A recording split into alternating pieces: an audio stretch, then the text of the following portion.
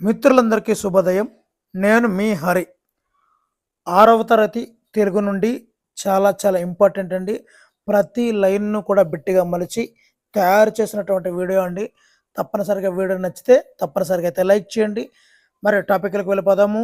మరి 6వ తరగతిలో పార్ట్ ఏ, పార్ట్ బి 2 పార్ట్‌ల కింద వీడియోలైతే చేయడం జరుగుతుందండి.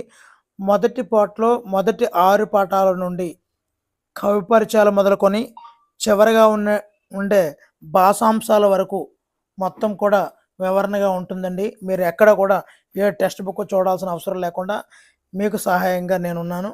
టాపిక్‌లోకి వెళ్ళిపోదామండి. మొదటి పాఠం పేరు అమ్మఒడి అండి.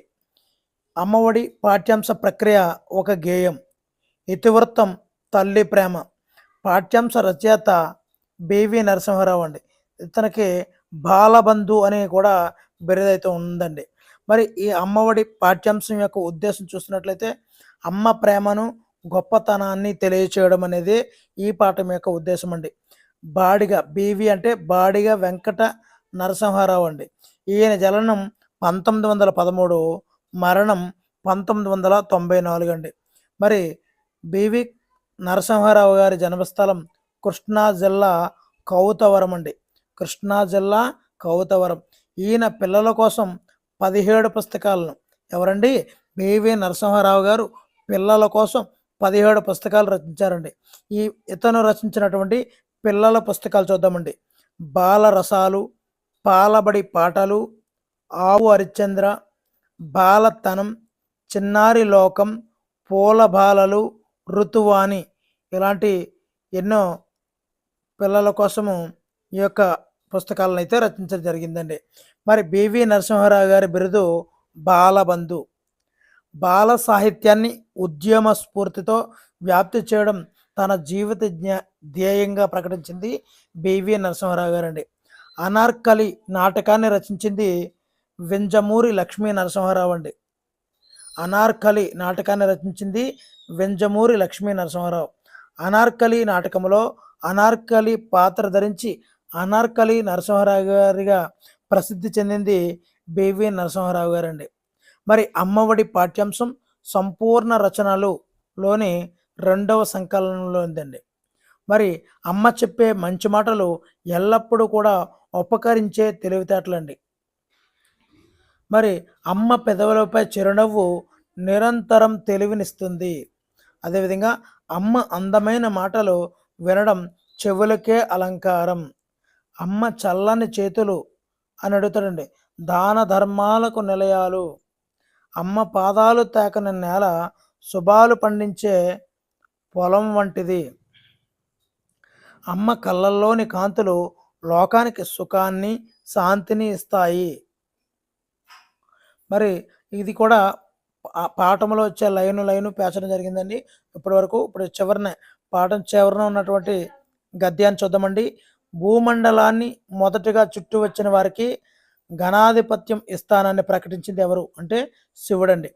కుమారస్వామి వాహనం ఏమిటి? నెమలి. తల్లిదండ్రులకు ప్రదక్షిణ చేస్తే భూమండల యాత్ర పూర్తి చేసినట్లే అని వినాయకుడికి తెలిపింది ఎవరు అంటే నారదుడండి. మరి ఈ పాఠంలో వచ్చినటువంటి అర్థాలను ఒక్కసారి చూసేద్దామండి. అనిసమ్ము అంటే ఎల్లప్పుడూ. శుద్ధులు అంటే సూక్తులు, మంచి మాటలు. మంజులం అంటే అందం. భూషణం అంటే అలంకారం. తలమ్ములు అంటే చోట్లు. వీణులు అంటే చెవులు. దివ్యం అంటే ఉత్తమము. వికాసము అంటే తెలివి. అకరము అంటే నిలయం. జషం అంటే చేప. వరవడి అంటే విద్యార్థులకు అక్షరాలను కుదురుగా నేర్పడానికి గురువులు ముందుగా రాసే మేలుబంతినే వరవడి అంటామండి. మరి ఈ పాఠంలో ఉన్నటువంటి పర్యాయ పదాలండి ఒకటే అండి. దెందము అంటే హృదయము, ఎద. మరి ఈ పాఠంలో ఉన్నటువంటి ప్రకృతి వికృతి చూద్దామండి. స్థలం అంటే తలం. హృదయం, ఎద, ఎడద, దండము. సూక్తులు అంటే శుద్ధులు. క్షేమం అంటే శ్యామం. ఇవ్వండి ప్రకృతి వికృతులు. మరి సమాసాలు చూద్దామండి. కన్నుల కాంతులు అంటే కన్నుల యందలి కాంతులు. ఎందున్నను కదండి, సప్తమి తత్పురుష సమాసం. కన్నుల ఎందలి కాంతులు. నెక్స్ట్ అండి, సుఖశాంతులు. సుఖము మరియు శాంతి ద్వంద్వ సమాసం. అమ్మఒడి, అమ్మ యొక్క వడి, అమ్మఒడి షష్ఠీ తత్పురుష సమాసం. వేణుల భూషణం అంటే వేణులకు భూషణం, కిన్కున్ షష్ఠీ తత్పురుష సమాసం అండి. చల్లని కరములు అంటే చల్లనైన కరములు అంటే ఇక్కడ విశేషణ పూర్వపద కర్మధారి సమాసం అండి.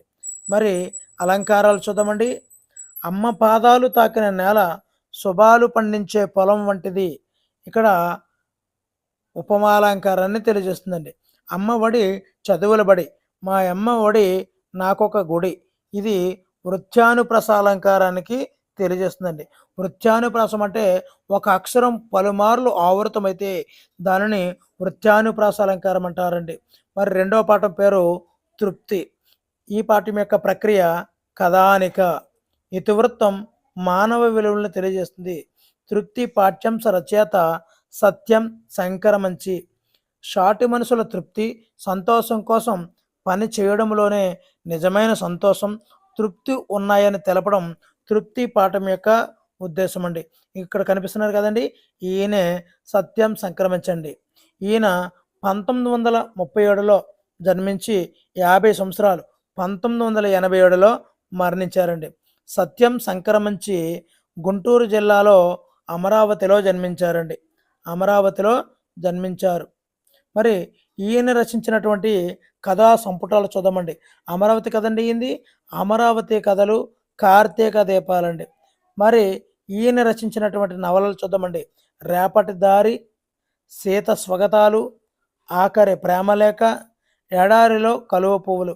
ఇవన్నీ కూడా సత్యం సంకరమంచి గారి నవలలండి. ఏంటంటే అండి, రేపటి దారి సత్యం వారి రేపటి దారి, సీతకి స్వగతం, ఆఖరి ప్రేమలేఖ ఎవరిదండి, సత్యం సంక్రమించి వారిది, ఎడారిలో కలువ పువ్వులు సత్యం సంక్రమించి. మరి సత్యం సంక్రమించి రచించినటువంటి నాటకం హరహర మహాదేవ. ఈయన దినవార పత్రికల్లో అనేక వ్యాసాలు అయితే రచించారండి. సత్యం సంక్రమించి రచించినటువంటి ఏ రచనకు 1979లో రాష్ట్ర సాహిత్య అకాడమీ అవార్డులో వచ్చిందంటే అమరావతి కథలు అనే ఈ రచనకైతే 1979లో రాష్ట్ర సాహిత్య అకాడమీ అవార్డు వచ్చిందండి. మరి తృప్తి పాఠ్యాంశం దేని నుండి గ్రహించారు అంటే అమరావతి కథల నుండి గ్రహించడం అయితే జరిగిందండి. మరి పూర్ణయ్యను పాఠంలోకి వెళ్ళిపోతే పూర్ణయ్యను బావగాడు అని పిలుస్తారండి. ఇక్కడ వన సంతర్పణ అంటే వనభోజనాలు జరుగుతుంటాయి కదండి. మరి జనమంతా కూడా మామిడి తోపులో చేరారండి. మామిడి తోపులో చేరారు.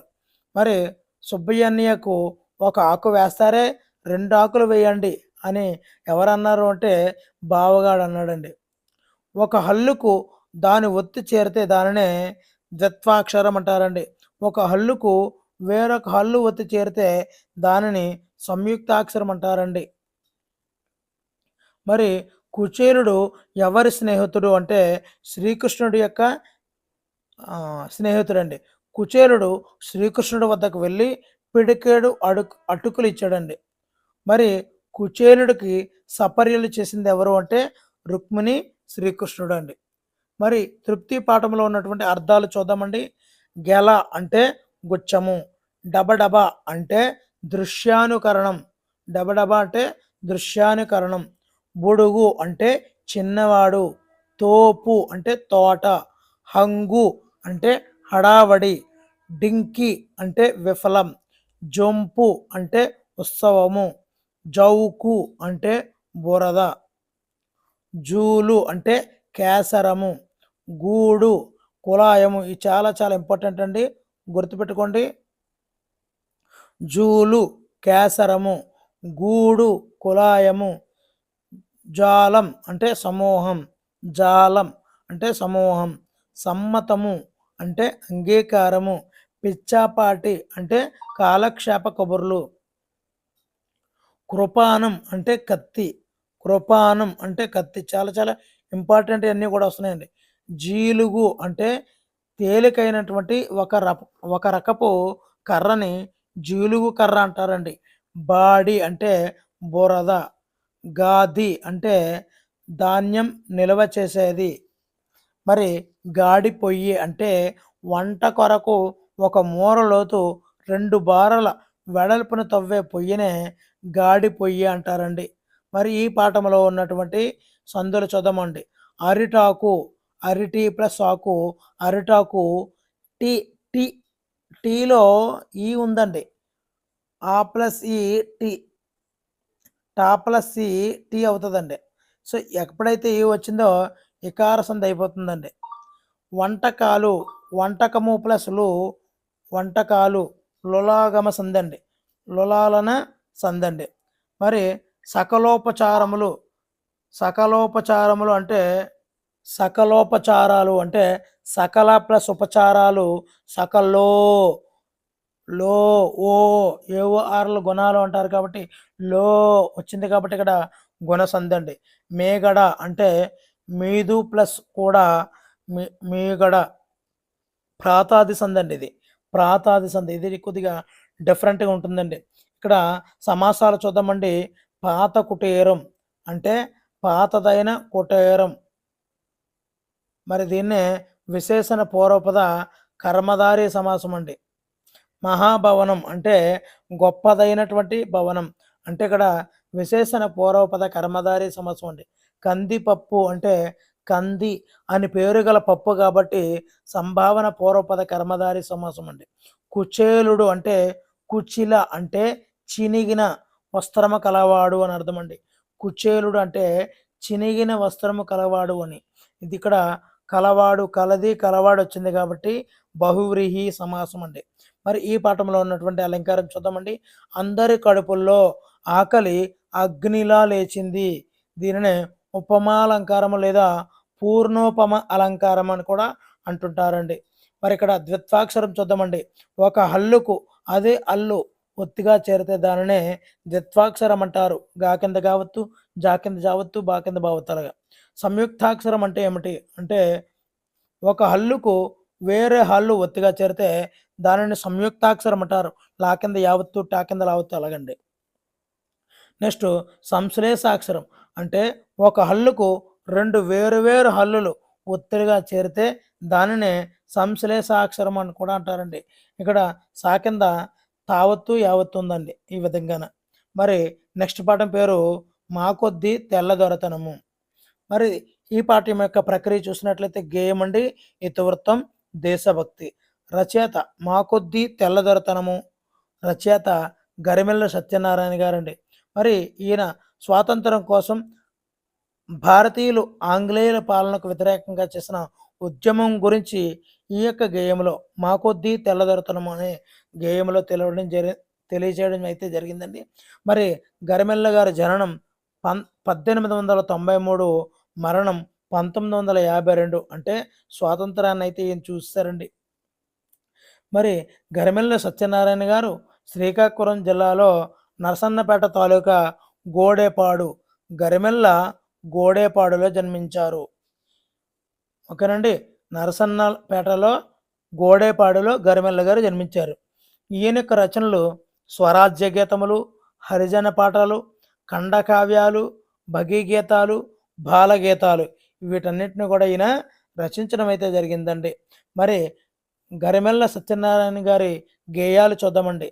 మా కొద్దీ తెల్లదొరతనము, దండాలు దండాలు భరతమాత ఈ గేయాలను అయితే ఈయన రచించడం అయితే జరిగిందండి.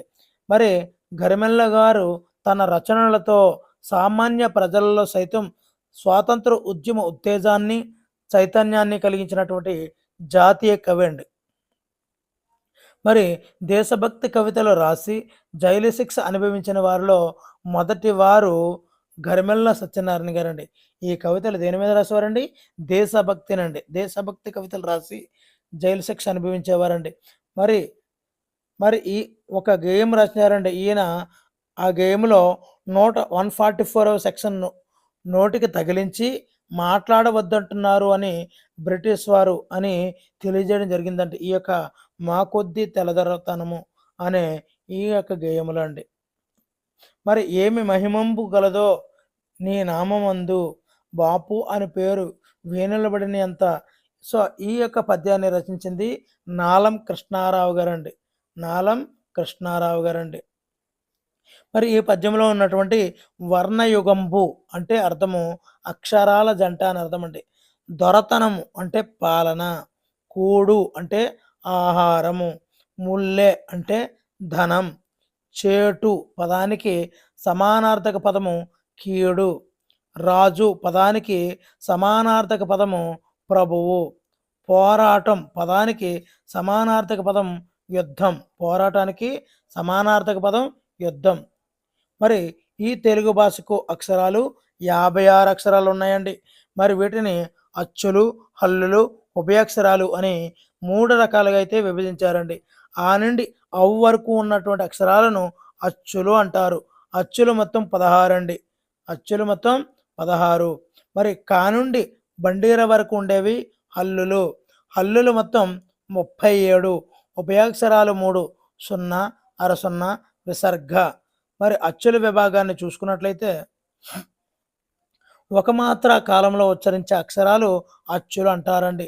ఈ ఆ, ఈ, యు, ఒర్, ఏ, ఓ వీటిని అచ్చులు అంటామండి. మరి దీర్ఘాలు అంటే 2 మాత్రల కాలంలో ఉచ్చరించే అక్షరాలు ఆ, ఈ, ఊ ఇవండి. మరి హల్లుల విభాగం కా నుండి మా వరకు గల అక్షరాలను 5 వర్గాలుగా విభజించవచ్చండి. ఎక్కడి నుంచండి? కా నుండి మా వరకు అండి. మరి ఇక్కడ మనం చూసుకున్నట్లయితే ఇక్కడ చూద్దామండి. మరి తెలుగు భాషలో 56 అక్షరాలు ఉన్నాయండి. అచ్చులు, హల్లులు, ఉభయాక్షరాలు. అచ్చులు 16, హల్లులు 37, ఉభయాక్షరాలు 3 అండి. మరి అచ్చుల విభాగంలో హ్రస్వాలు, దీర్ఘాలు అంటామండి. ఇక్కడ వర్గాలు 5 రకాలు అని చెప్పుకున్నాం కదా, ఇవ్వండి. ఇది కావర్గం అంటారు. అంటే కా ఖా గా గ ఇన్య అనేది కావర్గానికి చెందుతుంది. చా చా జా జా ఇన్ని చావర్గానికి చెందుతుంది. టాటా డాడా అన టావర్గానికి చెందుతుంది. తాత దాదా అన్న తావర్గానికి చెందుతుంది. పాప బాబా అమ్మ పావర్గానికి చెందుతుందండి.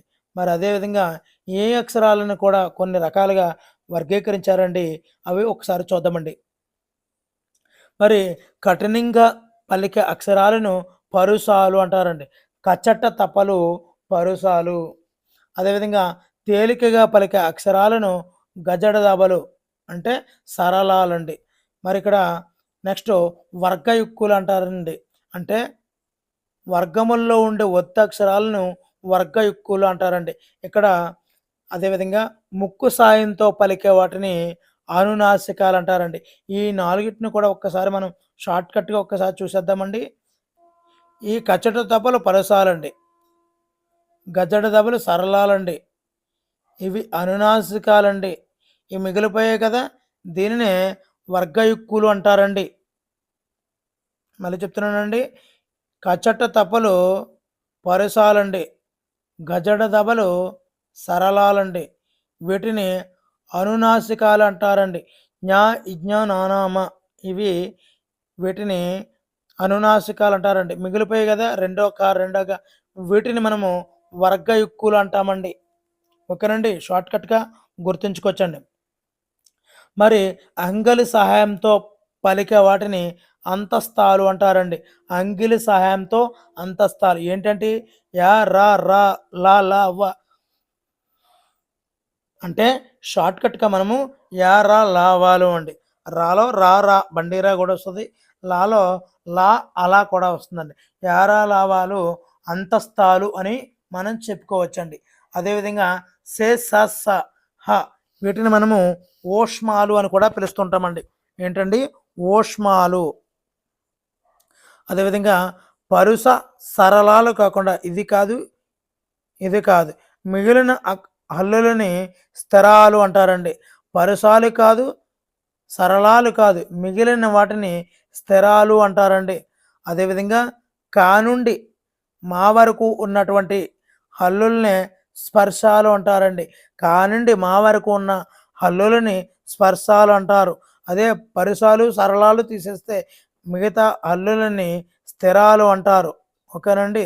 ఇక్కడ వర్ణోత్పత్తి స్థానాల గురించి మనం చూద్దామండి.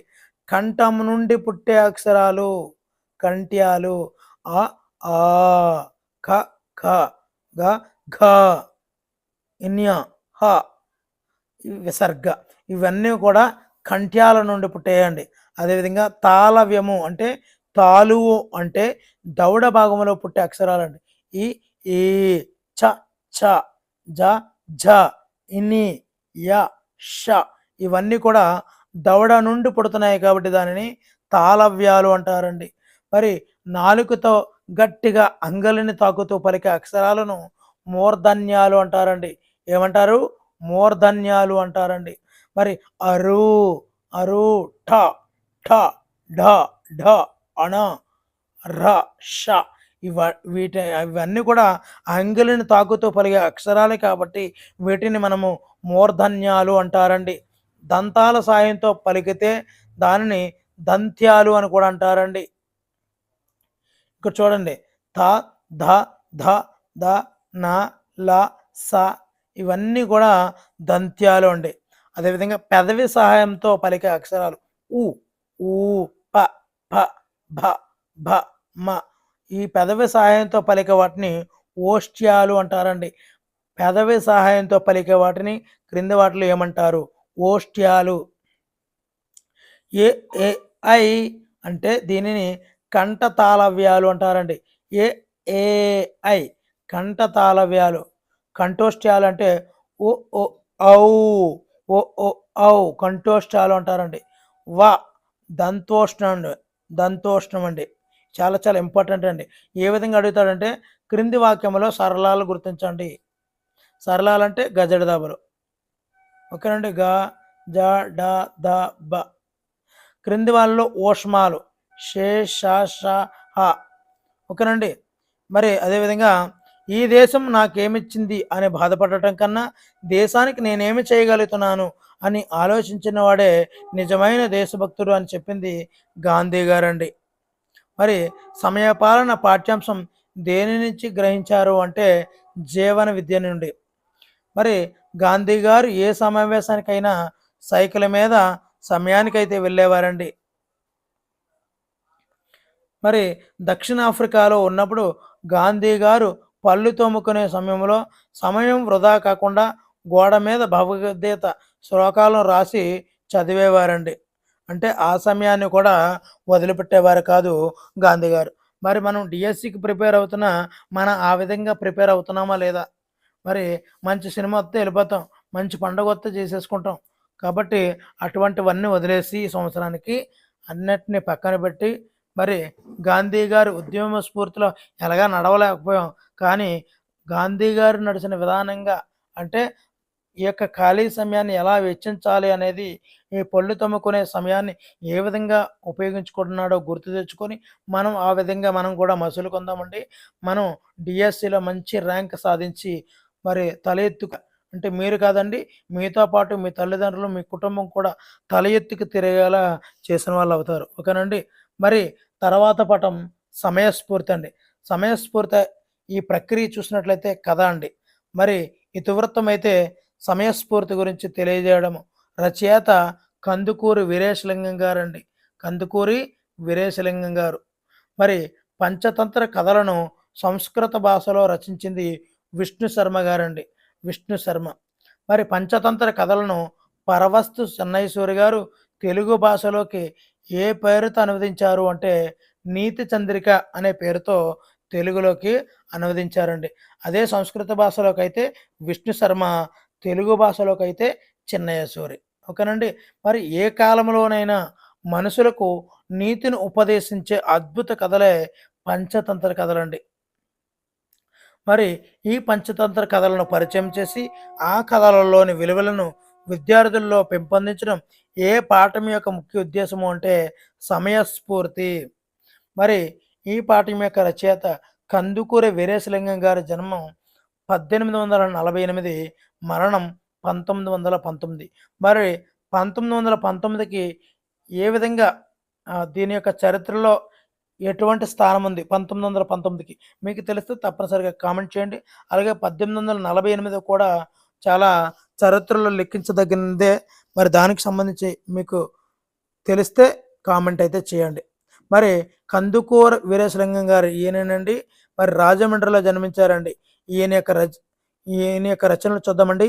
రాజశేఖర చరిత్రము, హాస్య సంజీవని, సతీహిత బోధిని, సత్యరాజ పూర్వదేశ యాత్రలు, ఆంధ్ర కవుల చరిత్ర, ఇవన్నీ కూడా కందుకూరి వీరేశలింగం గారి రచనలండి. మరి కందుకూరి సంఘ సంస్కర్త, విద్యావేత్త, నవయుగ వైతాళికుడు. మరి కందుకూరి వీరేశలింగం గారి బిరుదు గద్య తిక్కన. గుర్తుంచుకోండి, గద్య తిక్కన. మరి సమయస్ఫూర్తి పాఠ్యాంశం కందుకూరి వీరేశలింగం గారి మరి అనువదించినటువంటి పంచతంత్ర కథల్లోని విగ్రహం అనే భాగంలో ఉందండి. మరి పంచవటం అనగా 5 చెట్ల సమూహం అండి. 5 చెట్ల సమూహమే పంచవటం. పంచవటం ప్రాంతంలో మర్రి చెట్టు త్వరలో ఉన్న పిల్లి పేరు ఏం పేరు అంటే రామసుడు. మర్రి చెట్టు కింద కన్నంలో ఉన్న ఎలుక పేరు ఫలితుడు. ఒకరోజు వేటగాడు పన్నెన వలలో రామసుడు అంటే పిల్లి చిక్కుకున్నాడు. ఆహా, ఎంత అదృష్టము! నా శత్రువు వలలో చిక్కుకున్నాడు. ఈ రోజుతో వాడి పేడ అనుకున్నది వదిలింది అని అనుకున్నది ఫలితుడు. హాయిగా విహరిస్తున్నటువంటి ఎలుకను చూసి అక్కడికి వచ్చినటువంటి గుడ్లగూబ పేరు చంద్రకుడు. అందుకే కాబోలు ఒకరి కష్టం చూసి మనసులో సంతోషించి చంకలు కొట్టుకోరాదు అన్నారు అనుకున్నది ఫలితుడు. చాలా చాలా ఇంపార్టెంట్ అండి. కథలో ఎవరెవరితో అన్నారు, ఏంటి వాళ్ళ పేర్లు ఏంటి, అన్నీ కూడా చాలా చాలా ఇంపార్టెంట్ అండి. అయినా బుద్ధిమంతులు ప్రమాదం ఎదురైనప్పుడు ధైర్యం పొందుతారు, కానీ అయ్యో నా ప్రాణం పోతుందని ఏడవరు అని ఎవరు అనుకున్నారు అంటే ఫలితుడండి. ఫలితుడు ఆ సమయంలో ఎవరి వద్దకు వెళ్ళి సహాయం అడిగాడంటే రామసుడి వద్దకు వెళ్ళాడండి. రామసుడు చెప్పిన మాటలకు ఫలితుడు ఒప్పుకున్నాడు. రామసుడు ఫలితుడు మాట్లాడుకోవడం చూసి చంద్రకుడు తన దారిని తాను వెళ్ళిపోయాడండి. మరి మిత్రమా ఫలితుడా, ఆ కిరాతుడు కాలేయముల్లా వస్తున్నాడు, నన్ను తొందరగా రక్షించు అన్నది రామసుడండి. మిత్రమా బయటికి రా, మరో ఉద్దేశం లేదు, నన్ను నమ్ము, కలిసిమెలిసి బతుకుదాం, ఆనందంగా ఉందాం అని పిలిచింది రామసుడండి. రామసుడు, మిత్రమా చాలా సంతోషం, ఇందాక అవసరం ఇద్దరిది, జాతి లక్షణం కాదనలేని వైర లక్షణం, బయటకు వస్తే నాకు ప్రాణహాని ఉందని నాకు తెలుసు అన్నది ఫలితుడండి. మరి ఈ పాఠంలో ఉన్నటువంటి అర్థాలను ఒక్కసారి చూసేద్దామండి. మరి అన్వేషణ అనగా అర్థము వెతకడము, ప్రాణభీతి అర్థము ప్రాణభయం, వైరం శత్రుత్వం, మైత్రి స్నేహం, సదాలోచనలు అర్హం అంటే మంచి ఆలోచనలు. రామసుడు ఇక్కడ పేరు పిల్లిదండి. ఫలితుడు అంటే ఎలుక పేరు. మరి చంద్రకుడు అంటే గుడ్లగూబ పేరండి, గుడ్లగూబ పేరు. అదేవిధంగా వ్యతిరేక పదాలండి. అదృష్టం దురదృష్టం, మంచి చెడు, వెలుగు చీకటి, అపకారం ఉపకారం, ధర్మం అధర్మం, సత్యం అసత్యం. ప్రకృతి వికృతులు చూద్దామండి. ఆహారం ఓగిరం, ధర్మము దమ్మము, ప్రాణము పానం, కథ కథ, సంతోషం సంతసం. సంధి అంటే ఏంటి చూద్దామండి. 2 పదాల కలయిక వల్ల పదం ఏర్పడడంను సంధి అంటారండి. సంధి జరిగే సమయంలో మొదటి పదం చివర అచ్చుపోతుంది, రెండో పదంలో మొదటి అచ్చు మిగులుతుందండి. మరి 2 తెలుగు పదాల మధ్య జరిగే సంధులను తెలుగు సంధులు అంటారండి. రాముడు అతడు, రాముడు ప్లస్ అతడు, రాముడు అతడు. రాముడు అనే పదములో డూలో డు ప్లస్ ఉ అనే అక్షరంలో చివరన్నటువంటి ఉకారం పోయి అతడులోని అకారం మిగులుతుందండి. ఆ విధంగా సంధి అనేది జరుగుతుంటుందండి. మరి క్రింది పదాలను విడదీయండి. వాడెక్కడ, వాడు ప్లస్ ఎక్కడ, వాడెక్కడ. మనమందరం, మనము ప్లస్ అందరం, మనమందరం. ఎవరిక్కడ, ఎవరు ప్లస్ ఇక్కడ, ఎవరెక్కడ. మహనీయులు ఎందరో, మహనీయులు ప్లస్ ఎందరో, మహనీయులు ఎందరో. ఇక్కడ ముసలి వాళ్ళు అందరూ, ముసలి వాళ్ళు ప్లస్ అందరూ, ముసలి వాళ్ళందరూ. వీళ్ళు ప్లస్ అందరూ, వీళ్ళందరూ. ఇల్లు ప్లస్ ఉంది, ఇల్లుంది. ప్రజలు ప్లస్ అందరూ, ప్రజలందరూ. డొక్కలు ప్లస్ ఎండిపోయిన, డొక్కలు ఎండిపోయిన. ముసలివారు అంటే ముసలివారంటే పాఠాలు ప్లస్ ఎన్ని పాఠాలెన్ని. మరి అచ్చులు హల్లులు దీర్ఘాచ్చులు విడివిడిగా అయితే మనం గుర్తించాలండి. చూసుకోండి ఒకసారి. మరి ఇక్కడ అచ్చులు హల్లుల గురించి ఇవ్వడం జరిగిందండి. ఇక్కడ అచ్చులు ఇవ్వండి, దీర్ఘాచ్చులు ఇవ్వండి, హ్రస్వాచ్చులు ఇవి, దీర్ఘాచ్చులు ఇవి. ఓకేనండి. మరి ఇక్కడ పరుసముల కింద గీత గీయండి అన్నాడండి. ఇక్కడ కచ్చట తపలు, కచ్చట తపలు పరుసాలు కదండి. ఇక్కడ అందుకే రాయడం జరిగింది పరుసాలు అంటే కచ్చట తపలు. ఇక్కడ ప త ట చ కచ్చట తపలు. ఓకేనండి. మరి క్రింది వాక్యాల్లో సరళాలు సరళాలు అంటే గజడ దబలు అండి. గజడ దబ, కచ్చట తప గజడ దబ. ఇక్కడ సరళాలు అంటే గజడ దబలు. అదేవిధంగా స్థిరాక్షరాల చుట్టూ చున్నా చుట్టండి అంటే ఆ నుండి కా నుండి మా వరకు స్థిరాక్షరాలు అంటారండి. అదేవిధంగా స్పర్శాక్షరాలకు సున్నా చుట్టండి. మీకు తెలిస్తే తప్పనిసరిగా సున్నా చుట్టి మరి దీనికి ఆన్సర్ అయితే తెలిస్తే ఖచ్చితంగా రాయండి. ఇక్కడ స్పర్శాలు అంటే కా నుండి మా వరకు ఉన్నటువంటి హల్లులనే స్పర్శాలు అంటారండి. మరి వర్గయుక్కులు అంటే ఏమిటండి? రెండో ఖ, రెండో ఘ, ఇదే కదండి భ, ఇలాంటివండి. మరి అనునాసికాలు అంటే జ్ఞ, ఇజ్ఞ, నానామ ఇవ్వండి. మరి అంతస్తాలు అంటే ఏమిటంటే, మరి అంతస్తాలు అంటే మీకు ఆన్సర్ తెలిస్తే తప్పనిసరిగా అయితే కామెంట్ చేయండి. ఆల్రెడీ నేను అంతస్తాల గురించి చెప్పడం జరిగింది. అదేవిధంగా ఓష్మాలు అంటే ష ష ష హ ఇవి ఉన్నాయి కదండి, ముక్కుతో పలికేవి, వీటిని ఓష్మాలు అంటారు. తాళవ్యాలు అంటే ఏమిటి? అదేవిధంగా మూర్ధన్యాక్షరాలను గుర్తించండి అని అడుగుతుంటాడండి. అంటే ఇవి ఎందుకు ఇచ్చానంటే మీరు గుర్తుంచుకోవాలి అనే ఉద్దేశంతో ఎగ్జామ్లో ఎటువంటి ఉదాహరణ ఇస్తుంటాడు అనేది తెలియజేయడం కోసం ఇక్కడ మీకు ఇవ్వడం జరిగిందండి. దంత్యాక్షరాలు, ఓకేనండి, వాటిని గుర్తించాలండి, గీత గీయాలండి. ఆన్సర్ తెలిస్తే తప్పనిసరిగా కామెంట్ అయితే చేయండి. ఇక్కడ క్రింది భాషా భాగాలను జతపరచండి. విశేషణం ఎర్రని, నామవాచకము వనజ, క్రియ క్రియ చదివాను, అవ్యయం కానీ, సర్వనామం ఆమె. మరి నామవాచకానికి లేదా సర్వనామానికి గుణాన్ని తెలిపేదే విశేషణం అండి. పేరుకు బదులుగా వాడేది సర్వనామం. పనిని తెలిపే మాట క్రియ. మరి లింగ వచన విభక్తులు లేనిది అవ్యయం. పేరుని తెలిపే పదం నామవాచకము. స్ఫూర్తి అనే కథలో మగధను పాలించినటువంటి రాజు విక్రమసేనుడు అండి. యుద్ధంలో ఓడిపోయి ఒక గుహలో దాక్కున్నాడు. నిరాశ వలన చనిపోదాం అనుకున్నాడు. ప్రాణాలు ఎలా తీసుకోవాలని అని ఆలోచిస్తున్న సమయంలో సాలిపురుగు కనిపించిందండి. ఏం కనిపించింది? సాలిపురుగు. సాలిపురుగు తన గూడును నిర్మించుకునే విధానం విక్రమసేనుడు చూసి స్ఫూర్తి అయితే పొందాడండి. మరి తర్వాత పాఠం మన మహనీయులు. ఈ పాఠ్యాంశం యొక్క ప్రక్రియ వ్యాసం అండి. ఇతివృత్తం దేశభక్తి అండి. అమరజీవి అని ఎవరిని పిలుస్తారు? పొట్టి శ్రీరాములు గారండి. మరి ఈయన పూర్వీకులు ఒకప్పటి నెల్లూరు జిల్లా కనిగిరి శ్రీరాములు. ప్రస్తుతం కనుగురిలో ప్రకాశం జిల్లాలో అయితే ఉందండి. టంగుటూరు ప్రకాశం పొట్టి శ్రీరాములు. వ్యాపార రీత్యా పొట్టి శ్రీరాములు పూర్వీకులు చెన్నైలో అయితే స్థిరపడ్డారండి. చెన్నైలో స్థిరపడ్డారు. మరి పొట్టి శ్రీరాములు జననం 1901 అండి. నాన్నగారి పేరు గురవయ్య, తల్లి మహాలక్ష్మమ్మ. మరి ఈయన మద్రాసు, బొంబాయి నగరాలలో విద్యాభ్యాసం అయితే చేశారండి. మరి పొట్టి శ్రీరాములు తన మేనమామ కుమార్తె అయినటువంటి సీతమ్మను వివాహం అయితే చేసుకున్నారండి పొట్టి శ్రీరాములు గారు. మరి బొంబాయిలో అసిస్టెంట్ ప్లంబర్ ఉద్యోగంలో అయితే చేరారండి. అసిస్టెంట్ ప్లంబర్ ఉద్యోగంలో చేరారు. పొట్టి శ్రీరాములు గాంధీజీ బోధనలకు ఆకర్షితులయ్యారండి.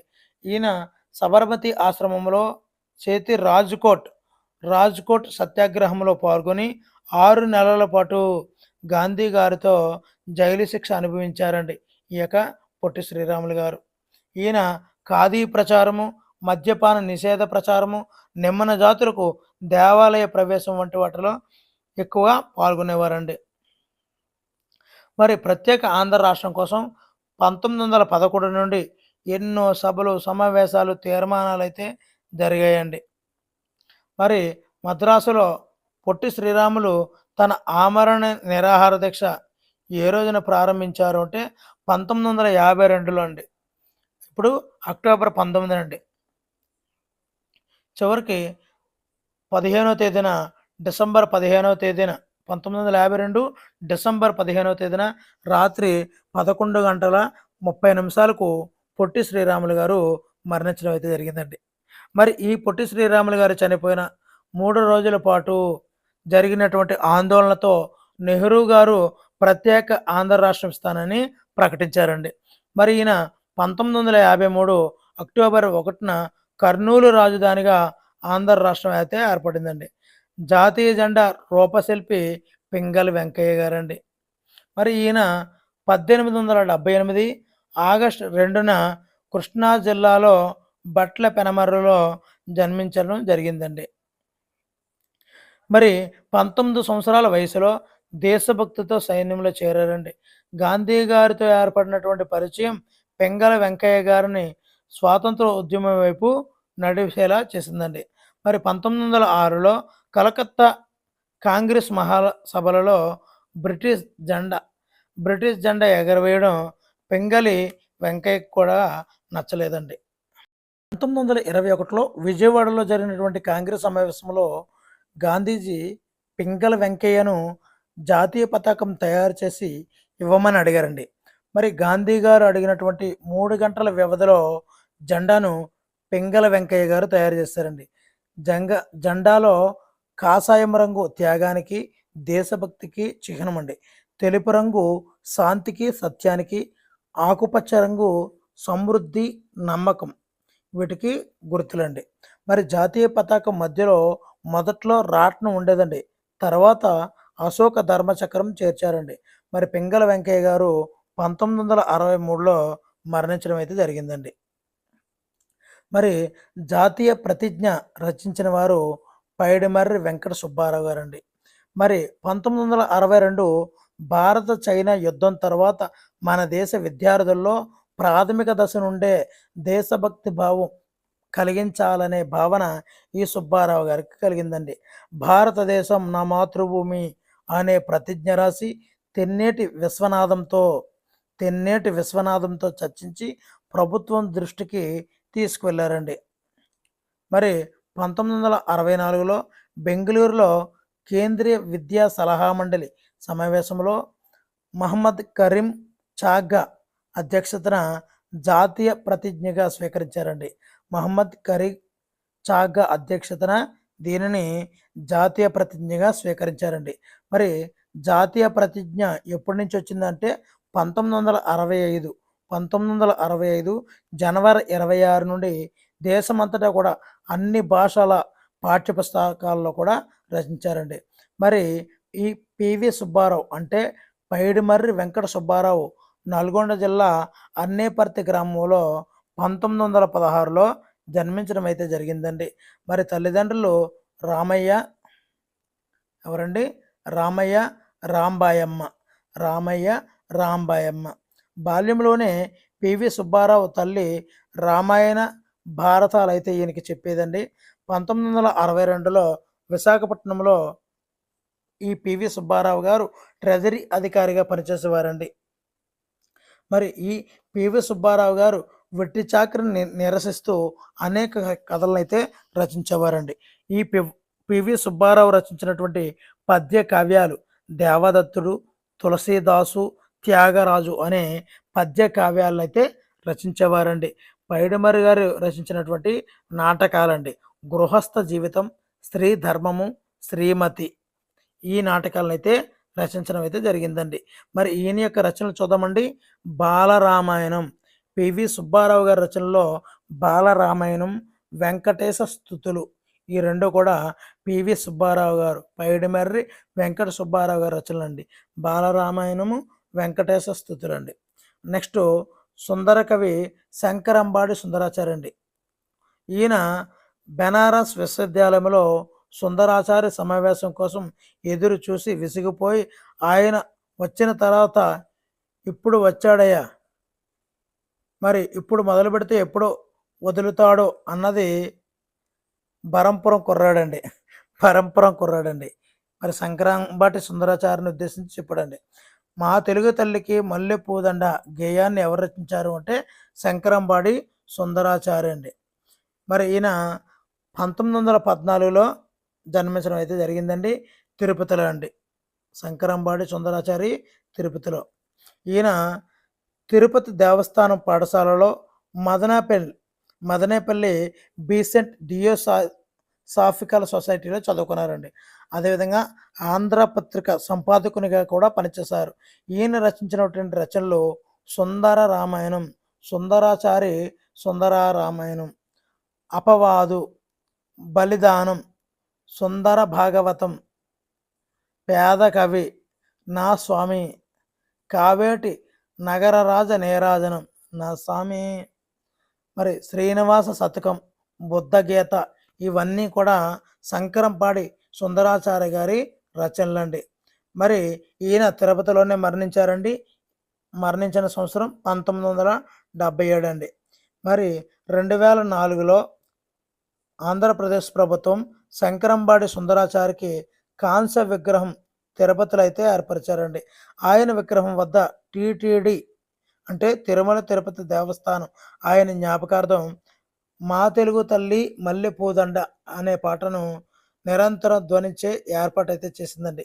తర్వాత పాఠం సుభాషితాలండి. సుభాషితాలు ప్రక్రియ శతక పద్యాలండి.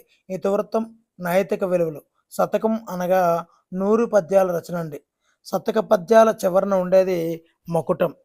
మరి శతకం అనగా ఏ పద్యానికి ఆ పద్యం స్వతంత్ర భావాన్ని కలిగి ఉండడం అండి. మకుటం ఉండడం వల్ల శతక కవి ఏ పద్య ఛందస్సును ఎన్నుకున్నాడో అదే ఛందస్సులో అన్ని పద్యాలు రాయవలసి ఉంటుందండి. మరి మరి ఎవరు ఏ కాలం వారు ఏ శతకాలు చూద్దామండి. నార్ల చిరంజీవి గారు 20వ శతాబ్దం తెలుగు పూల శతకం అండి. మరి వేమన గారు వేమన 17 వేమన శతకం. కరుణశ్రీ 20వ శతాబ్దం తెలుగు బాల, తెలుగు పూలు చిరంజీవి, కరుణశ్రీ తెలుగు బాల. బద్దెన సుమతి శతకం అండి 13వ శతాబ్దం. పక్కి అప్పల నరసింహ కుమారి శతకాలండి 17వ శతాబ్దం. పోతులూరు వీరబ్రహ్మేంద్ర స్వామి కాళికాంబ సప్తసతి. మారద వెంకయ్య 16వ శతాబ్దం భాస్కర శతకం. కంచర్ల గోపన్న 17వ శతాబ్దం దాశరథి కరుణ పయోనిధి. కంచర్ల గోపనండి. చెలిమి శిలలపై రాసిన అక్షరం లాంటిది మంచివారికి. అలుక అనేది జలాక్షరం లాంటిది మంచివారికి. చెలిమి అనగా అర్థం స్నేహం. సుజనులు అనగా అర్థము మంచివారు. అలుక శిలాక్షరం లాంటిది చెడ్డవారికి. అలుక శిలాక్షరం లాంటిది చెడ్డవారికి. కుజనులు అంటే చెడ్డవారు. సిరి అనగా సంపద. సిరి అనగా సంపద. బుధులు అనగా అర్థము పండితులు. ధరణి అనగా భూమి. అంబుది అనగా సముద్రం. వృక్షం అనగా తరువు. భాస్కరుడు సూర్యుడు. యుద్ధం రణం. మర్యాద వ్యతిరేక పదం అమర్యాద. మర్యాద అమర్యాద. సంతోషం బాధ. సహజం అసహజం. సిరి వికృత పదం అండి. దీపము దివ్య. రోషం వికృత పదం అండి. మరి ఏదైనా రెండు పదాల మధ్య ఈ వచ్చినప్పుడు అదనంగా చేరడాన్నే ఎడాగము అంటారు. మేనత్త, మేనా ప్లస్ ఈ ప్లస్ అత్త, మేనయత్త, ఎడాగమ సంధి. ఎకారం అనేది వస్తుంది కాబట్టి ఎడాగమ సంధి. ఉన్నయూరు, ఉన్న ప్లస్ యు ప్లస్ ఊరు, ఉన్నయూరు. సరి అయిన, సరి ప్లస్ ఈ ప్లస్ అయిన, సరి అయిన. నాది అన్న, నాది ప్లస్ ఈ ప్లస్ అన్న, నాది అన్న, ఎడాగమ సంధి అండి. మరి విడదీసి గమనిద్దామండి. ఏమంటివి, ఏమి ప్లస్ అంటివి ఏమంటివి. మరి ఏమి ప్లస్ ఈ ప్లస్ అంటివి ఏమి అంటివి. సంధి జరగకపోతే ఎలా ఉంటుందో ఒకసారి చూసేద్దామండి. వచ్చిరిప్పుడు, వచ్చిరి ప్లస్ ఇప్పుడు వచ్చిరిప్పుడు. సంధి జరిగితే వచ్చిరి ప్లస్ ఈ ప్లస్ ఇప్పుడు వచ్చిరి ఇప్పుడు. పై రెండు ఉదాహరణలో కూడా మొదట చివర ఏత్వం ఏత్వం ఉంది.